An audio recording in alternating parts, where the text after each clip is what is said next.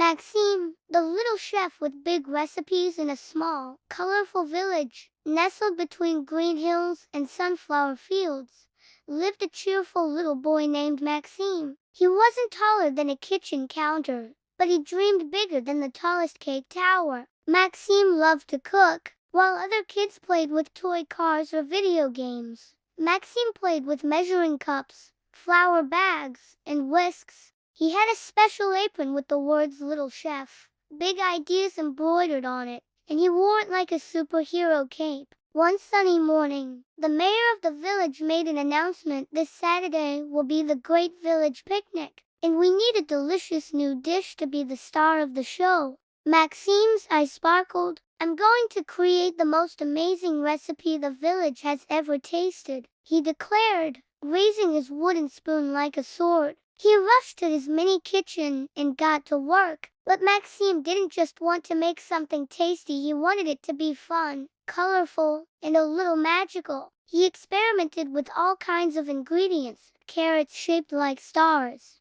blueberries that popped like balloons, cheese that melted into smiley faces, and a secret ingredient, a pinch of laughter. He giggled into the bowl every time. Day after day, he tested and tasted. His cat, Biscotte, was the official food taster, and although she was picky, she purred loudly after every bite. But then, a problem. On Friday night, Maxime's dough wouldn't rise. His fruity sauce turned green instead of red, and he accidentally mixed salt instead of sugar. He flopped into his chair, defeated. "I'm just a little chef. Maybe my recipes are too big," he sighed. But then, he heard his grandma's voice in his head: "Big dreams take a little courage and a lot of heart." Maxime stood up. He took a deep breath and started again, carefully, joyfully, remembering what made his food special: love, fun, and creativity. The next day, the whole village gathered under the big oak tree. Maxime arrived,